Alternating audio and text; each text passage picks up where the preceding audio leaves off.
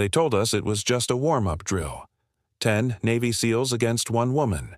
Some folks upstairs were calling it the Pentagon's newest diversity trial, and nobody bothered to whisper about it. The betting pool started before she ever set foot on the mat. Guys were guessing how fast she would give up, which operator would be the one to break her. The hangar was full of laughs when the first SEAL stepped into the circle. Loud ones, careless ones. Nobody paid attention to the way her eyes adjusted or how her weight shifted a half-inch onto the balls of her feet. Nobody clocked the faint scar tucked behind her ear. 90 seconds later, nobody was laughing. By the time the third guy went down, the whole place went dead quiet. When the fifth one failed, we all knew we had misread the situation in a big way. Wherever you're watching this from right now, whatever city you're sitting in, I'll tell you this, some stories stick with you. If this kind of military story pulls you in, you might want to stick around for more that never make the headlines. The day started before sunrise at the Joint Special Operations Facility in San Diego. Morning light crept over the base, washing the sky in orange and gold. A thin mist hung low over the obstacle courses, wrapping the place in something that felt almost unreal, like the calm before trouble. Inside the main training hangar, the fluorescent lights hummed overhead. The padded floor stretched wall to wall, clean and ready. 40 Navy SEALs stood in tight formation, every one of them carved by years of punishment most people would never survive, let alone volunteer for. Commander Garrett Hawthorne stepped out in front of us. His face was hard and unreadable like it had been carved from old leather. At 44 years old, he was already a legend. 25 years in uniform, 11 combat deployments, enough medals to fill a shadow box, though you'd never see him wear them. The scars running along his forearms told his story better than any classified file ever could. "At ease," he snapped. We adjusted just enough to comply. Eyes front, hands locked behind our backs. Hawthorne cleared his throat. "Gentlemen, today we've got a visitor from Washington." He motioned toward the entrance. That's when I saw her. A woman standing perfectly still near the door, posture locked in like she'd been bolted to the floor. "The Pentagon has sent us their latest experiment," he went on, not bothering to hide the edge in his voice. Lieutenant Morgan Steele didn't move. She wore an olive drab t-shirt and standard-issue training pants, the kind that hid more than they showed. She wasn't tall. She wasn't built like a tank. Standing there among us, she looked almost plain. Dark hair pulled back into a regulation bun. No makeup, no expression. Just calm. Hawthorne kept talking. "Lieutenant Steele has been fast-tracked through selection, despite lacking what we'd normally consider the right qualifications. That got some reactions, side glances, tight smiles. A few guys didn't even try to hide it. Apparently, someone higher up thinks we need to diversify our operational capabilities." In the back row, Petty Officer Logan Hayes leaned toward the guy next to him. Hayes was a giant, thick shoulders, blonde hair cut close to the scalp. He muttered something under his breath, and a wave of muffled laughter rolled through the formation. Hawthorne ignored it, or pretended to. "Today," he said, voice thick with sarcasm, "we'll be running a simple assessment." He paused, letting it sink in. "Lieutenant Steele will face 10 of our operators, one after another. Think of this as nothing more than a warm-up before the real training starts," Hawthorne said. I watched as Harper stepped toward the sparring circle in the middle of the hangar. If there had been a camera on her, it would have caught the tiny surgical scar tucked behind her right ear, almost hidden under her hair. Most of us missed it. All of us missed what happened next. For a brief moment, her eyes lost focus, like she wasn't in the room anymore. Later, I'd piece together what that look meant.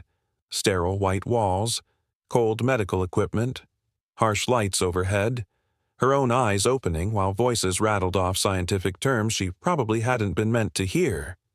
Then it was gone. She snapped back to the present and took her place in the center of the circle. Feet set shoulder-width apart, arms relaxed at her sides. Calm. Too calm. Around me, the operators started jawing back and forth, arguing about who should go first. Money changed hands fast. Everyone had an opinion on how long she'd last before tapping out. Lieutenant Commander Jackson Kane, our hand-to-hand combat expert, was loudest of all. "I've got 50 that she doesn't make it past 30 seconds, he said, grinning. "Make it 100, Chief Dominic Vega added.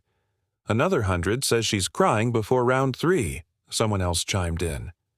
Laughter bounced off the walls. What nobody noticed was the woman standing in the shadows near the back of the hangar. She wore civilian clothes and didn't move an inch. Dr. Celeste. She held a tablet against her chest and made small notes every so often, watching everything with a cold, clinical calm. No introduction, no acknowledgement, but her eyes tracked every detail. Hawthorne glanced down at his clipboard. "Hayes, you're up first," he said. "And remember, this is an assessment, not a beatdown. Keep it professional." Petty Officer Logan Hayes stepped forward. He stood 6'4" and was built like a freight train. 17 years in special operations. A college wrestling background. The kind of guy most people wouldn't want to meet in a dark alley, let alone on a mat. He rolled his shoulders and flashed a smile that didn't reach his eyes. "Don't worry, Lieutenant," he said. "I'll try not to send you to medical on your first day." Harper didn't respond. She didn't even look rattled. Her stance shifted just a fraction, so small it was easy to miss. But something changed in her eyes. A tightening. A focus. The rest of us were too busy expecting her to fold to notice. Hawthorne raised the whistle to his lips and blew. "Begin!" Hayes surged forward, fast for a man his size, going straight for a clinch. He was clearly planning to overpower her and make a point. Harper stumbled backward, arms flailing just enough to look panicked and clumsy. The crowd ate it up. Laughter broke out. 10 seconds, tops," someone shouted. Hayes pushed harder, closing the gap and setting up a clean textbook takedown. Everything looked routine, predictable. Then, at the very last second, Harper shifted her weight. She didn't fall backward like everyone expected. Instead, she redirected Hayes's momentum just enough to throw him off balance. Not much, just enough. And that's when the mood in the room began to change. What she did was so slight that most of the guys watching never really saw it. All they noticed was that Hayes's charge didn't connect the way it should have. That alone was enough to make him scowl as he backed off and started circling her, a lot more careful than before. Harper still looked sloppy, almost like she didn't know what she was doing. Her steps were uneven, her timing seemed off, and yet somehow she stayed just outside his reach every time he closed in. After about 30 seconds of that back and forth, the laughter faded. Low murmurs took its place. "Just take her down already," Jackson Kane barked, clearly annoyed. Hayes heard it. You could see the frustration on his face as he decided to stop playing it safe. He sold a hard move to the left, then exploded to the right, a setup that had worked for him in fights and training more times than I could count. Harper reacted to the feint, stepping to block it, and for a split second it looked like she had taken the bait. Her guard opened. The real attack came in. Hayes reached for her. And she wasn't there. The shift was so fast it barely registered. One moment she was in front of him, the next she had changed position just enough that his own momentum pulled him past center. He overextended just slightly. That was all she needed. Her hand snapped out and struck his wrist at exactly the wrong spot, right where the nerve meets the bone. His fingers went dead instantly. As he recoiled on instinct, she stepped in and drove 2 fingers into a pressure point on the side of his neck. Hayes dropped to one knee like his legs had forgotten their job. His right arm hung useless for the moment, and his face showed pure confusion. The hangar went completely silent. Hawthorne's whistle broke through the tension. "Round complete. Drake, you're up." Hayes walked back to the line, shaking his arm, trying to bring the feeling back into it. He didn't look embarrassed. He looked baffled. He stared at his hand like it had betrayed him, then glanced back at the woman who had shut him down with barely any effort. Lieutenant Ethan Drake stepped into the circle next. He was a technical fighter, known for thinking his way through a fight instead of muscling through it. Where Hayes was all power, Drake was all precision. He had gold medals from international martial arts tournaments and had trained with masters all over Asia before he ever joined the Navy. "Interesting technique," Drake said evenly as he settled into a classic fighting stance. "Let's see what else you've got." Harper didn't react. Her face stayed blank. Her stance looked loose and unpolished compared to Drake's clean textbook form. The whistle blew again. Drake circled her slowly, studying every step, every shift of weight, hunting for a flaw. Her responses looked stiff, almost mechanical, nothing like the smooth flow you'd expect from someone with real experience.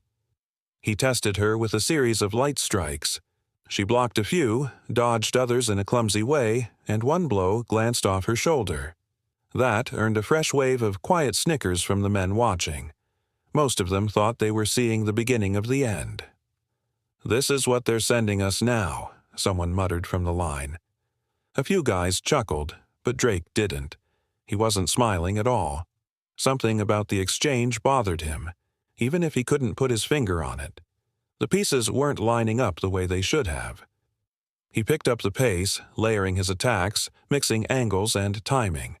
It was the kind of combination that would normally overwhelm someone with Harper's supposed level of skill. By all logic, she should have folded. She didn't. She stayed on her feet, absorbing just enough, deflecting just enough. Her defense was never flashy, never excessive. It was barely sufficient, like she was solving a math problem in real time and choosing the smallest possible answer. No wasted motion, no extra effort. After a full minute of escalating pressure, Drake decided to end it. He dropped into a sweeping leg technique, planning to take her base and flow straight into a restraint hold that would finish the round clean. As his leg slid in, that's when Harper finally moved with intention. Her block landed perfectly. Her counter came even faster. She struck precise nerve clusters along his leg, and Drake felt it instantly. His attack leg went dead beneath him. As he stumbled, she caught his wrist and applied pressure at exactly the wrong angle. The next thing he knew, he was on the mat. His arm was locked tight in a joint hold that seemed to appear out of thin air, clean and unavoidable. The whistle shrieked again. Drake stood up slowly, rolling his wrist, more thoughtful than upset. He didn't look angry. He looked like a man reconsidering a long-held belief. Hawthorne cleared his throat. When he spoke this time, the edge was gone, replaced by something closer to curiosity. "Chief Taus," he said, "you're up." As Chief Dominic Taus stepped forward for the third round, I noticed a subtle shift in Harper. Her pupils expanded, then contracted rapidly, like lenses adjusting to changing light. Her fingers tapped against her thigh in a strange, deliberate rhythm, almost like she was typing on a keyboard no one else could see. Another flicker crossed her face. Another memory. Cold water. Underwater training tanks. Electrodes pressed against her temples. Women just like her, dressed in identical medical gowns, moving in perfect synchronization while technicians watched from behind glass. The whistle blew. Taus was already in motion. Speed was his weapon, and he wasted no time showing it. He attacked fast and hard, trying to overwhelm her before she could settle in. What followed was hard to even process. Harper moved with sudden machine-like precision. Every counter landed exactly where it needed to, as if she already knew what Taus was going to do before he did it. She met each strike with the perfect response. No hesitation, no guesswork. 15 seconds later, Taus was down. A clean, brutal strike to the solar plexus left him gasping on the mat, air ripped from his lungs. He rolled away, clutching his midsection, stunned. That's when Hawthorne's phone buzzed in his pocket. He glanced down at the screen. Operation Nemesis Asset activated. Stand down. The color drained from his face. He looked up sharply at Harper, standing alone in the center of the circle. Her posture had changed. She looked steadier now, more balanced, and a whole lot more dangerous. "Lieutenant Commander Kane," Hawthorne called out. There was something different in his tone this time. A warning that hadn't been there before. "Your turn." Jackson Kane stepped into the circle like a man who had never once doubted the outcome of a fight. At 39, he was the development group's most decorated close-quarters combat specialist. His resume read like a greatest hits list of violence: Olympic-level judo, advanced training with the Israeli Defense Forces, real-world missions that left scars across his body, each one earned the hard way. "Let's see what you've got, Lieutenant," he said, moving around Harper with the focus of a predator sizing up prey. The hangar felt different now. The jokes were gone. The laughter had dried up. What remained was a tight, uneasy silence, heavy enough to feel in your chest. That's when Harper changed. It was almost nothing, a shift you'd miss if you blinked. Her awkward posture straightened into perfect balance. Her weight settled evenly. Her eyes, which had seemed dull or unfocused before, snapped sharp. They tracked Kane with an eerie precision, reading tiny changes in muscle tension and balance that no normal person should have been able to see. Hawthorne took a step forward, his mouth opening as if to stop it. He was too late. Kane exploded into motion. He unleashed a training combination that had flattened operators twice his size. A blur of strikes flowed straight into a takedown he had refined over decades of real combat. What happened next didn't look human. In a flash, Harper redirected his momentum, struck 3 pressure points in rapid succession, and stepped aside.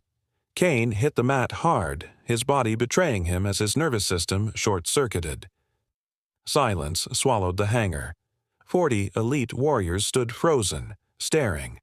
Kane lay on the floor, completely still except for his eyes, which blinked rapidly in confusion and rising fear.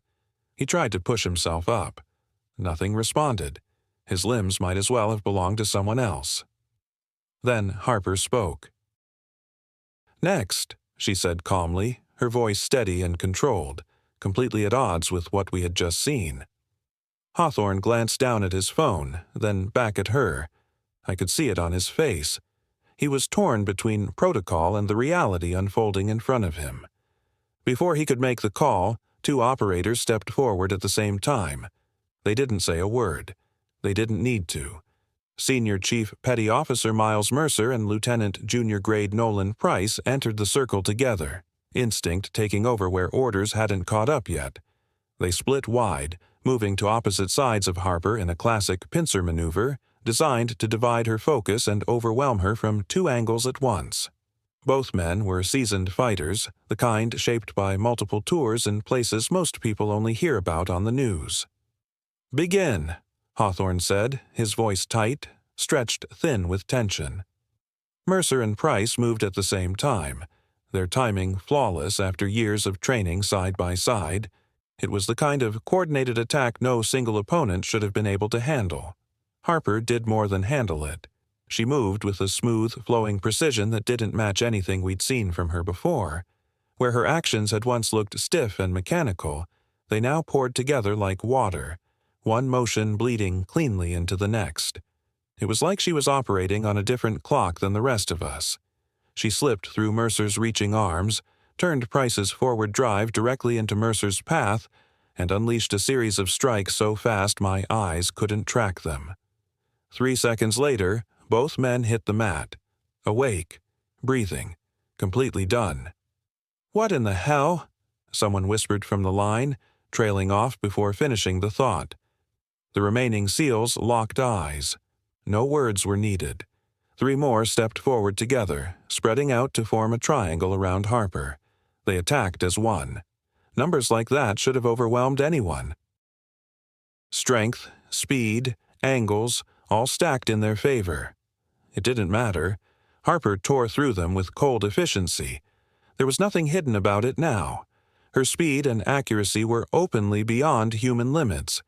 She moved before attacks fully formed, saw weaknesses none of us had been trained to see, and shut down 3 of the most dangerous men on the planet like they were fresh recruits on their first day of basic training. "She's reading our physiological responses," one of the downed operators muttered, clutching a shoulder that sat at a bad angle. "She knows what we're going to do before we do it." The last two stepped into the circle together. Slowly, carefully. They'd seen enough to know rushing in was suicide. They circled her, throwing feints and pulling back, unwilling to commit to any pattern that had already gotten everyone else wrecked. Harper stayed perfectly centered. Her breathing never changed. There wasn't a single bead of sweat on her face. When she finally moved, it was explosive. Later, more than one guy swore they never saw her cross the distance. The two SEALs dropped before they could react. Clean, precise strikes to nerve clusters that left them frozen on the floor, conscious but unable to move. 7 of America's most elite warriors lay scattered around the sparring circle. The rest of us stood there in silence, trying to process what we had just watched. Everything we thought we knew about the limits of the human body had been rewritten in a matter of minutes. Then Commander Hawthorne stepped forward. Without saying a word, he unbuckled his sidearm and handed it to the nearest operator as he walked into the ring. Hawthorne's face had gone hard. Whatever contempt he'd carried earlier was gone, replaced by sharp focus and resolve. This wasn't about embarrassing anyone anymore, and it sure wasn't a routine assessment. This was about figuring out exactly what kind of force we were standing in front of. He reached down and drew a combat knife from an ankle sheath. Carbon fiber blade. Short. Mean. The kind of weapon designed for tight spaces against someone you can't afford to underestimate. Pulling that knife wasn't for show. It was a clear escalation, a way to see if her edge held up once steel entered the equation. "Lieutenant Kyros," he said, his voice formal now, controlled, "demonstrate your capability against an armed opponent." Harper dipped her head just slightly. It was the first real sign of respect she'd shown since walking into the building. Her eyes locked onto the blade.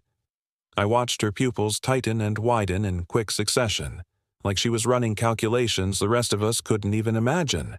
Angles, speed, probabilities. Hawthorne moved in with the calm aggression of a man who had survived more fights than he could count. The knife flowed as an extension of his arm, cutting tight patterns meant to force mistakes, bait reactions, create openings. He wasn't holding back. This wasn't a drill anymore. It didn't matter. Harper took him apart in seconds. Her movements blurred together, all physics and leverage and biomechanical precision applied at exactly the right moments. The knife flew from his hand and clattered across the mat. Hawthorne hit the ground, locked into a hold that crushed nerve clusters he probably didn't even know the human body had. The pain wasn't wild or chaotic. It was exact, focused, sharp without being crippling. A lesson, not a punishment. She leaned in close and whispered something meant only for him. "Project Nemesis sends its regards," she said softly. Assessment complete. Then she released him, just like that. She stepped back to the center of the circle, calm and steady, surrounded by the fallen best of America's Special Operations Forces. From the shadows, Dr. Celeste Harper finally stepped forward. She tucked her tablet under one arm and addressed the room like she was presenting lab results instead of standing over a battlefield of broken egos. "Gentlemen," she said evenly, "you are looking at the future of special operations." Her voice held no pride, no drama, just clinical certainty. "Lieutenant Kyros is the result of a classified military program you have now been allowed to observe firsthand. Neural enhancements enable her to process combat scenarios 400% faster than standard operators." A ripple went through the room. "She identifies and exploits physiological vulnerabilities instantly," Harper continued, "by reading micro-expressions, pupil response, and perspiration patterns that normal human perception cannot detect." She glanced around at the men still on the floor, then allowed herself a small, satisfied smile. "She was not being tested by you," she said. "She was identifying your weaknesses." I looked at Harper then. Really looked at her. What I felt wasn't fear exactly. It was respect. mixed with the uneasy realization that the rules of warfare had just changed. She stood there without moving, her face settling back into that blank, unreadable calm, like none of what had just happened mattered at all. If you hadn't watched it with your own eyes, you might have thought the whole thing never happened. Dr. Harper continued speaking, her voice steady.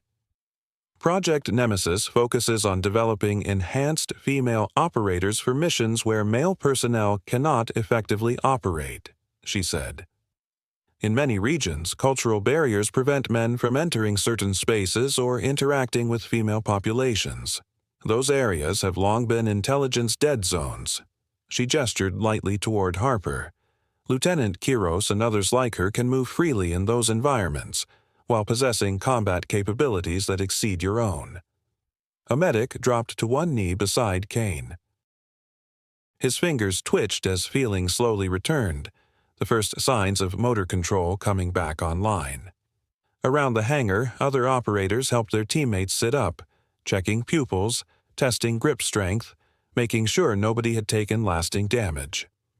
The techniques Lieutenant Kyros used are designed for temporary incapacitation, Harper went on, not permanent harm. Full motor function will return within 15 minutes with no residual effects. She paused, letting that sink in. Consider this a practical lesson in the dangers of underestimating an opponent based on appearance or gender. Hawthorne pushed himself up and straightened his uniform with crisp precision. His face gave nothing away, but the disdain he'd shown earlier was gone. What replaced it looked a lot like hard-earned respect. "Dr. Harper," he said formally, "in the future, I would appreciate advance notice when my training facility is being used to field test classified systems." Harper smiled faintly. "Lieutenant Kyros is not a weapon system, Commander. She is an operator," she replied, "and your unfiltered reaction to her presence was exactly what we needed. If you had been briefed, the results would have been compromised." "What results exactly?" Drake asked. He was sitting on the edge of the mat, rolling his wrist, working the circulation back into it. "Unconscious bias," Harper said without hesitation. "The automatic assumption that a female operator represents lowered standards instead of a specialized capability. That assumption creates a tactical blind spot. Lieutenant Kyros is trained specifically to exploit it." She glanced toward Harper again. "What you saw today was not superior physical strength. It was neural enhancement, the ability to detect, calculate, and exploit human vulnerabilities at speeds beyond normal limits." Harper said nothing through all of it. She didn't react, didn't shift. Her posture stayed perfect, controlled. Only her eyes moved, sweeping the room, recording details with a cold, mechanical efficiency that made the hair on my arms stand up. Hawthorne exhaled slowly. "I have questions," he said, his tone making it clear he wasn't asking for permission. "I figured you would," Dr. Harper said calmly, "and I'll answer what I can, within the limits of operational security." She looked directly at Hawthorne. "Lieutenant Kyros will remain with your unit for the next 6 weeks as part of an integration exercise. During that time, you'll learn how to operate alongside Nemesis assets effectively." She checked her watch. "But first, I recommend your medical staff evaluate your people. The techniques used were non-permanent, but some operators may experience nausea or disorientation while their nervous systems recalibrate." Right on cue, one of the downed SEALs staggered to his feet and barely made it to a trash can before losing everything in his stomach. A few others sat with their heads between their knees, breathing slow and deep, riding out sensations none of us had ever felt before. This wasn't pain. It was something deeper, like the body rebooting after a hard crash. Harper finally moved. She walked over to the nearest operator with precise, almost mechanical steps and knelt beside him. 2 fingers found his pulse. Her expression stayed neutral. "Vagal response," she said evenly. "It will resolve in approximately 73 seconds. Inhale through your nose. Exhale through your mouth." The operator looked up at her, exhausted and genuinely curious. "What did you do to me?" Targeted pressure to the vagus nerve cluster, she explained. She demonstrated the spot on her own neck without touching it. When stimulated correctly, it triggers a parasympathetic cascade that temporarily overrides voluntary muscle control. Around the room, the others were recovering enough to pay attention. Every eye followed her. The jokes were gone. The skepticism was gone. What replaced it was sharp, professional curiosity and, for some, reluctant admiration. Hawthorne turned to Harper. "My office, now, and bring your clearance documentation. I want to know exactly what you brought into my facility." As they walked off, Hayes approached Harper slowly, like a man stepping toward an unexploded device. "That was," he said carefully, "without question the most impressive thing I've ever seen. And I once watched a guy hold off 30 insurgents with a broken rifle and a combat knife." Harper turned to face him. Her movements were economical, controlled. For the first time, something almost human crossed her face. Not a smile, just a softening. "Thank you, Petty Officer Hayes," she said. "Your technique was fundamentally sound. The outcome was determined by processing speed, not a difference in skill." Hayes blinked, turning that over in his head. "So, you're saying that in a fair fight, without the enhancements, I might have a chance?" She answered without hesitation. "No," Harper said plainly. "I was engineered to ensure fair fights never occur." And standing there, listening to that, I knew we weren't just training with something new. We were standing at the edge of a very different future. The medical team moved with the quiet efficiency of seasoned professionals, sweeping through the training hangar to tend to the operators who had been downed. Most were already regaining full motor control, though a few still struggled with lingering disorientation, their nervous systems rebelling from the rapid neurological recalibration. Harper moved among them, her presence strangely reassuring. Her intimate understanding of exactly what she had done made her an unexpected asset to the medical staff. "Pressure here," she instructed a corpsman treating Chief Taus, indicating a precise spot on his neck. "It will accelerate nervous system recovery by approximately 27%. The corpsman hesitated, glancing at his superior for confirmation, then applied the technique. Taus's eyes widened as sensation returned to his fingers and toes. "How do you know exactly where to press?" the corpsman asked, curiosity tempered by professional caution. "Comprehensive knowledge of human anatomy is baseline training for Nemesis operatives," Harper explained evenly, her tone clinical, not boastful.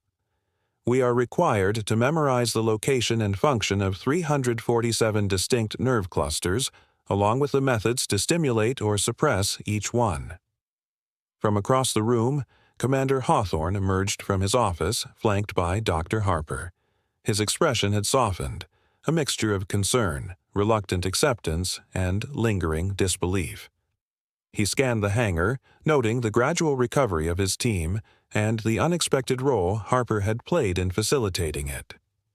"Listen up," he announced, his voice cutting through the low murmur of conversations. "Effective immediately, Lieutenant Kyros' presence and capabilities are classified top secret. What happened here today does not leave this facility. Project Nemesis is not to be acknowledged, discussed, or referenced outside this room."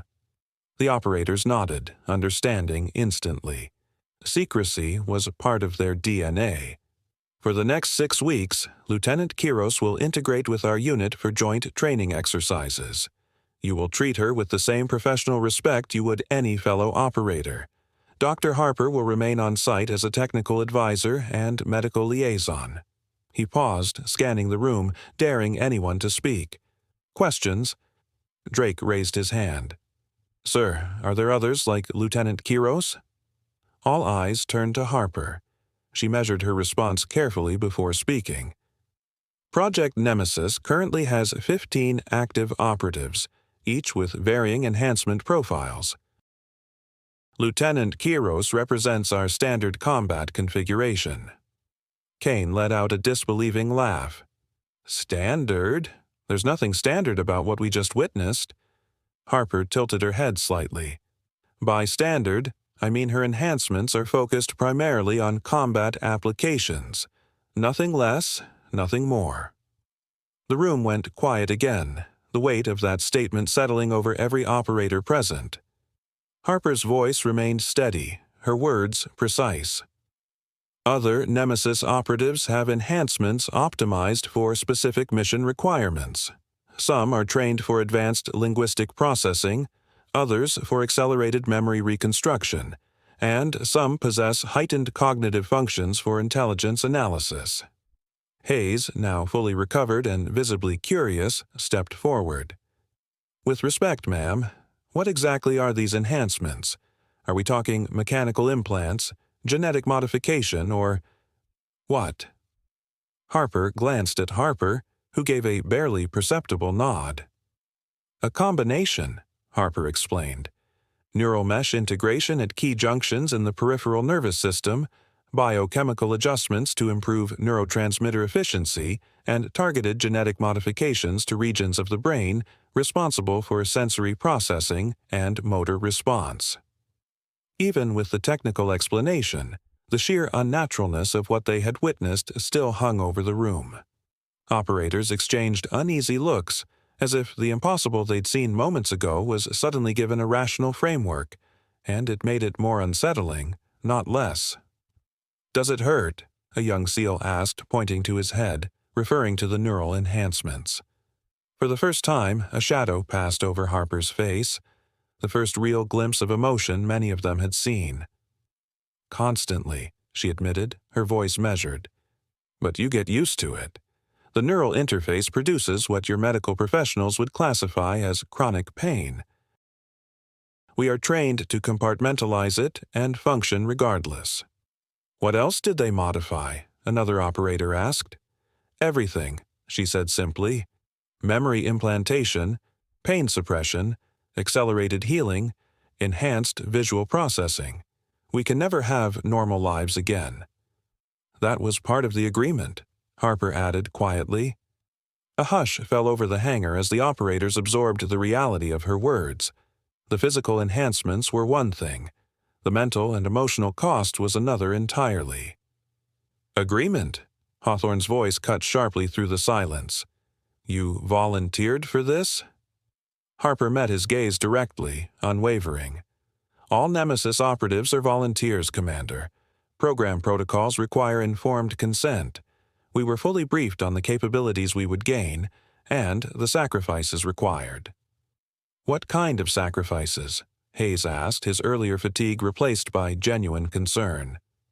"The modifications are permanent and progressive," she explained. "Our neural architecture continues to adapt and evolve in response to the implants. The long-term prognosis is unclear. No Nemesis operative has survived beyond 7 years post-enhancement." A chill spread through the room. These were operators who had stared death in the face countless times, yet even they struggled to comprehend voluntarily signing up for a guaranteed, finite expiration date. 7 years, Kane repeated under his breath, the weight of it sinking in. "How long have you been enhanced, Lieutenant?" 4 years, 6 months, 23 days, Harper replies, the answer delivered with machine-level precision. The implication settles heavily over the hangar. No one voices it, but everyone understands. If the pattern remains unchanged, Harper has less than 2 years left. Hawthorne clears his throat, deliberately pulling the room back under his control.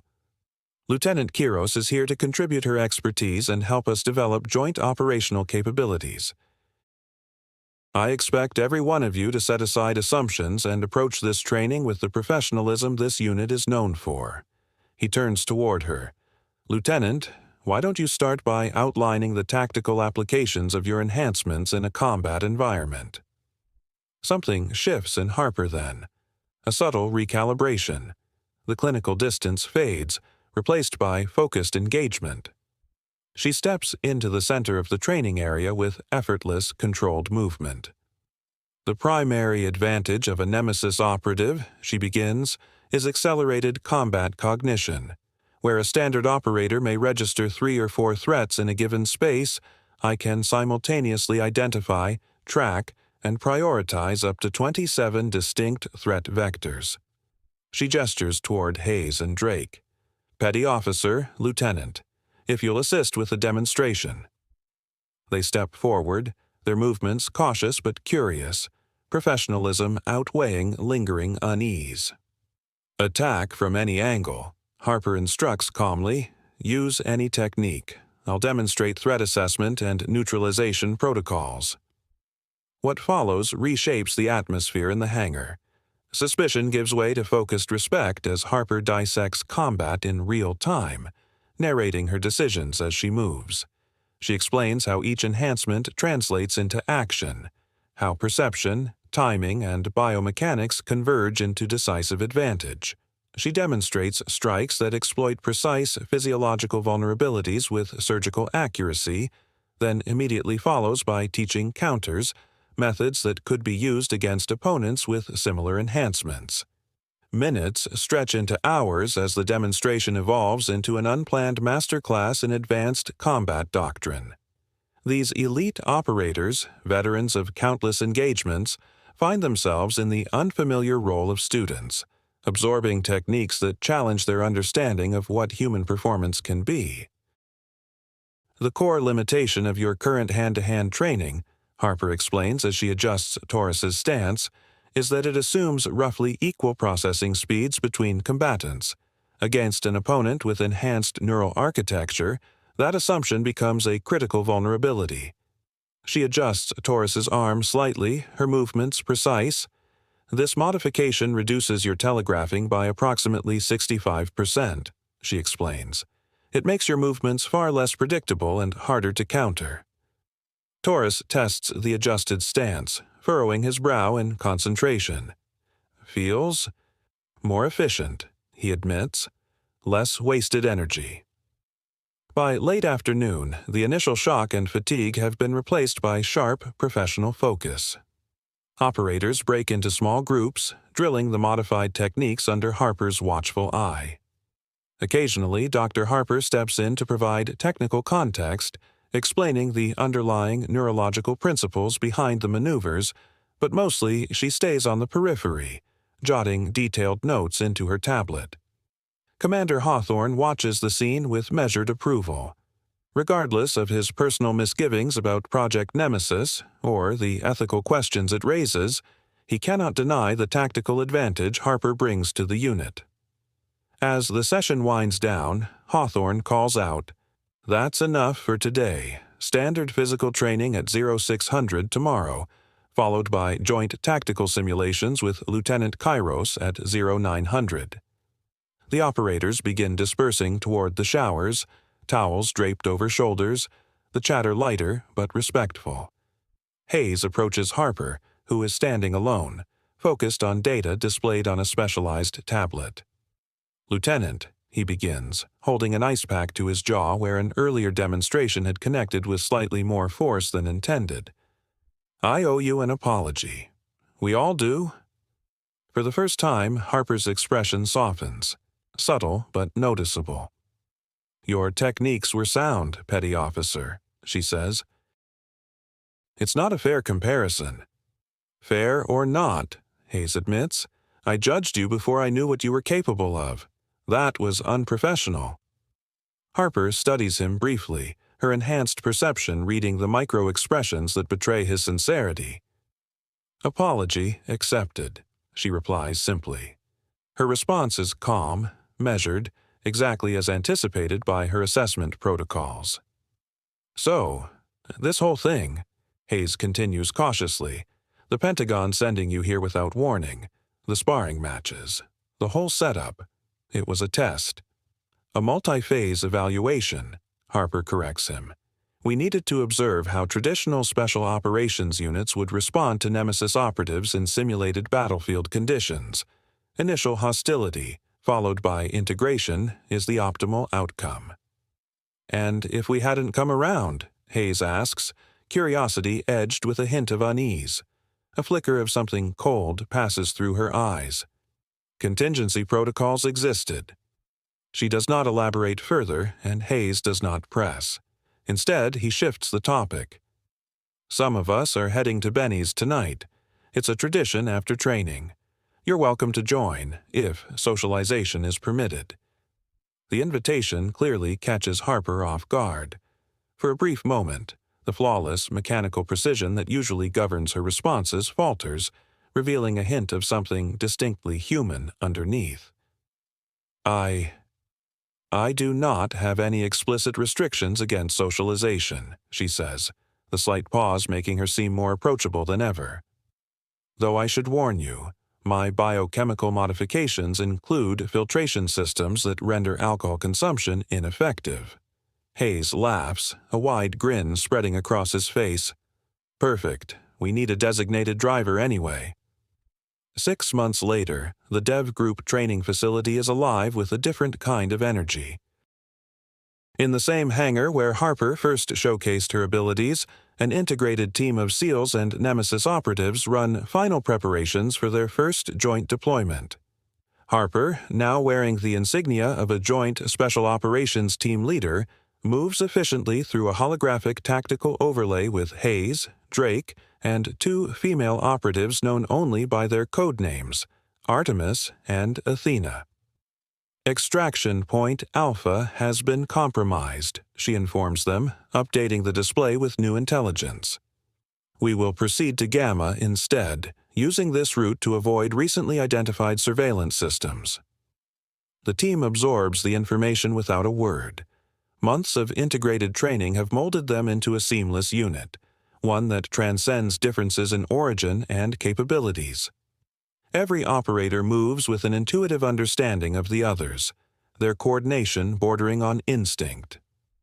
Nearby monitors show footage from a previous operation, a hostage extraction in a region where cultural restrictions would have made an all-male team conspicuous and vulnerable. The Nemesis operators moved freely through female-only spaces, gathering intelligence and neutralizing threats, while the SEAL elements secured exfiltration routes. The operation concluded with the successful recovery of 3 hostages and 0 casualties. Harper never sought recognition.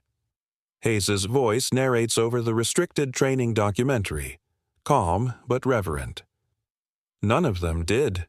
They gave up their past, their future, even parts of their humanity.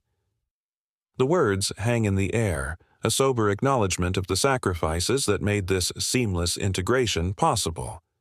Not for glory, not for recognition, simply because someone had to. The footage cuts to a classified ceremony in a plain, windowless government conference room. Harper stands at attention in formal uniform, receiving a medal that will never appear in any public record. A senior military official, face digitally obscured, pins the decoration. Dr. Harper observes from the side, her expression a mixture of pride, contemplation, and something close to regret. In the present, Commander Hawthorne strides into the hangar, moving with purposeful authority. "Intel update," he announces. "Priority target confirmed at location Bravo. Wheels up in 30 minutes." The integrated team pivots, moving toward the waiting transport with practiced efficiency. At the same time, a young female officer enters the facility. Her posture tries to project confidence, but nervousness seeps through the rigid lines of her uniform. Nearby, junior SEALs exchange knowing glances, one whispering a comment that draws quiet snickers. The far hangar door opens, and Harper steps through. The effect is immediate, almost electric. The SEALs snap to attention, all trace of derision erased in an instant. In the space of a heartbeat, the atmosphere transforms from casual skepticism to sharp, focused professionalism. Harper approaches the new arrival, offering a small, genuine smile. The mechanical precision that once defined her presence is now tempered by the hard-earned grace of humanity. "Avery Quinn," she says, though her enhanced memory already catalogs the answer. "Yes, ma'am," the young officer responds, straightening instinctively. "Welcome to Dev Group. I understand you're our newest Nemesis integration candidate." "Yes, ma'am. Preliminary assessment was completed last month." Harper studies her, enhanced senses noting the subtle micro-expressions, posture adjustments, and tension points invisible to ordinary observation. "The first day is always the hardest," she says, her tone softening just enough to convey reassurance. "But you'll find things have changed since I arrived." Her gaze sweeps the hangar, taking in the integrated team of SEALs and Nemesis operatives preparing for a mission that would be impossible without the unique capabilities the program provides. "Ready to work, Avery?" Harper asks. Quinn nods, voice firm and steady. "Absolutely, ma'am." Harper leads her toward the training area, past operators who now view the Nemesis program not as a Pentagon experiment in diversity, but as an essential evolution in modern special operations. The path Harper walks is one draped through skepticism, prejudice, and the relentless combination of skill and sacrifice. In this hangar, in this moment, no one is laughing anymore.